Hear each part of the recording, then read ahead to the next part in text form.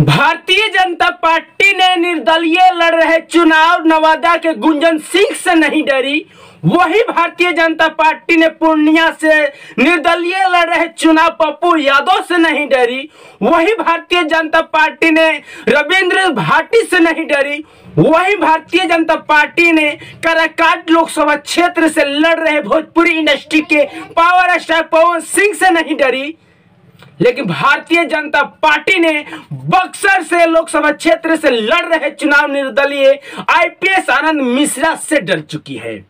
जी हां, आप लोगों ने बिल्कुल सही सुने और हकीकत ये बात है कि भारतीय जनता पार्टी ने आईपीएस आनंद मिश्रा से बक्सर लोकसभा क्षेत्र से निर्दलीय लड़ रहे चुनाव आईपीएस आनंद मिश्रा से डर चुकी है। क्या आप लोगों का कुछ याद है कि भारतीय जनता पार्टी से लड़ रहे चुनाव बक्सर लोकसभा क्षेत्र से और उनके नामांकन के समय में या उनके प्रचार करने के लिए कोई बीजेपी के बड़ा नेता यहां पर आए हुए हैं? नहीं सुने होंगे। अगर आप लोग सुने भी होंगे तो मुझे पता नहीं है।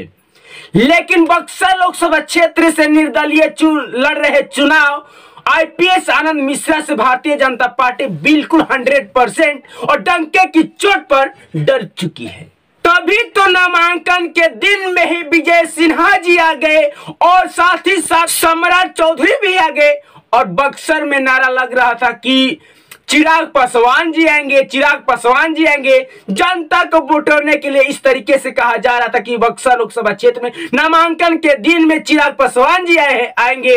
लेकिन ये सपना जनता को केवल मूर्ख बनाने के लिए भारतीय जनता पार्टी ने ये काम किए थे। लेकिन अब मुद्दे की बात करते हैं कि असम के मुख्यमंत्री हेमंत बिस्वा शर्मा जी कल बक्सर आए हुए थे। उन्होंने साफ साफ डंके की चोट पर क्लियर कर दिए कि भारतीय जनता पार्टी से लड़ रहे चुनाव मिथिलेश तिवारी को लड़ाई सुधाकर सिंह से तो है ही नहीं, बहुजन से लड़ रहे चुनाव अनिल कुमार चौधरी से तो है ही नहीं, और न ददन पहलवान जिससे लड़ाई है। यहाँ पर भारतीय जनता पार्टी के लड़ाई केवल सिर्फ और सिर्फ डंके की चोट पर आनंद मिश्रा जी का ही लड़ाई है, क्योंकि हेमंत बिस्वा शर्मा जी ने साफ साफ कल क्लियर कर दिए बक्सर में आकर। यहाँ पर लड़ाई सिर्फ और सिर्फ आनंद मिश्रा से ही हो रही है। भारतीय जनता पार्टी की लड़ाई केवल आनंद मिश्रा से ही हो रही है। तभी तो आनंद मिश्रा जो कि असम में आईपीएस अधिकारी बनकर अपना काम कर रहे थे, अपने लोगों की जनता की सेवा कर रहे थे, और उसी को विरोध में यहाँ पर प्रचार करने के लिए और आनंद मिश्रा को धोने के लिए, उनके छवि को खराब करने के लिए असम के मुख्यमंत्री हेमंत बिस्वा शर्मा जी को बुलाया गया। हेमंत बिस्वा शर्मा जी कहे कि मेरे पास मैं गया था छुट्टी मांगने के लिए, और छुट्टी मांगते समय कहा कि मुझे बिहार जाना है और बिहार में जाकर भारतीय जनता पार्टी से की तरफ से मुझे सेवा करना है। लेकिन भारतीय जनता पार्टी के सेवा करने के उद्देश्य में, और वहां के कितने अच्छे मुख्यमंत्री हैं कि पार्टी के नाम पर आईपीएस आनंद मिश्रा को छुट्टी दे देते हैं। लेकिन जब यहां पर आते हैं तो खेला ही कुछ और कर देते हैं आनंद मिश्रा जी। लेकिन सर, हम जानना चाहते हैं कि एक सेवा करना क्या होता है। एक आईपीएस अधिकारी छुट्टी लेकर आएगा, सेवा क्या चादर बिछाने के लिए आएगा, मीठा पानी चलाने के लिए आएगा, पूड़ी चलाने के लिए आएगा, या भैया जिंदाबाद कहने के लिए आएगा, या झंडा लेकर घूमने के लिए आएंगे? हेमंत बिस्वा शर्मा जी से जरा एक भी कोई सवाल पूछ लिया करे कि क्या एक आईपीएस अधिकारी झंडा ढोने के तो लिए नहीं आएगा, चादर बिछाने के लिए तो नहीं आएगा, मीठा पानी चलाने के लिए तो नहीं आएगा? सेवा करने के मतलब तो राजनीति न करने आएगा, राजनीति से अपने जनता की सेवा करेगा। कौन से मुद्दे पे आप उनको छुट्टी दे दिए और यहाँ पर आकर कह रहे हैं कि नहीं, आनंद मिश्रा को चुनाव खत्म होने के बाद में हम असम लेकर जाएंगे क्योंकि वहां पर उनका फैमिली है, वहीं पर उनका सब कुछ है।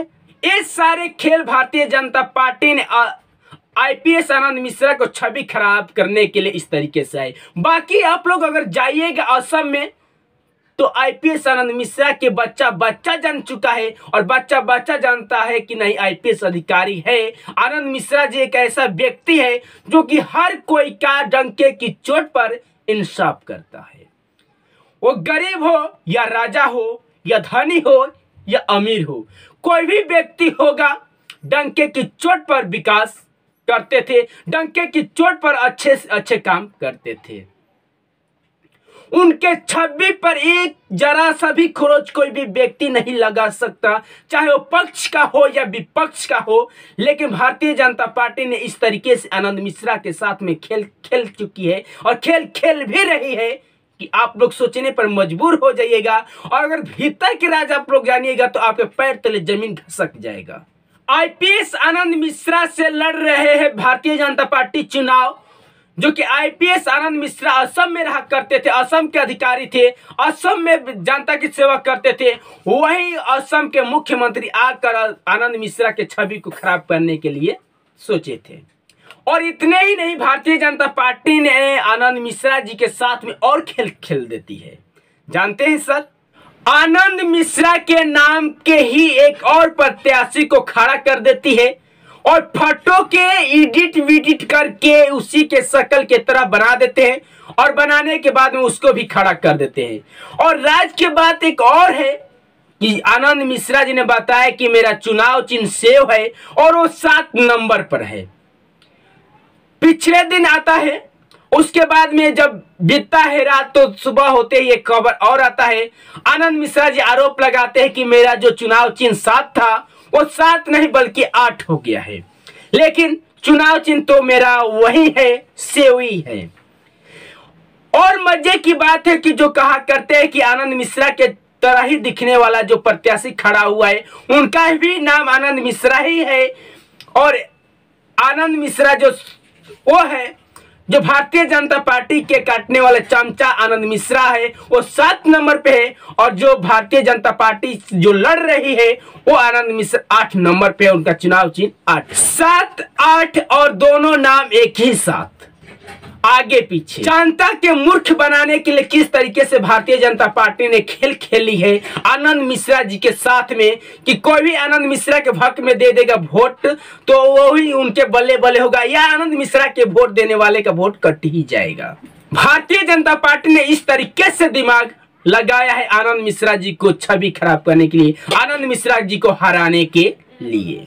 बाकी आप लोग क्या सोचते हैं, क्या समझते हैं, कमेंट बॉक्स में अपना राय जरूर दीजिएगा। लेकर आएंगे दूसरा वीडियो, तब तक के लिए जय हिंद, जय भारत।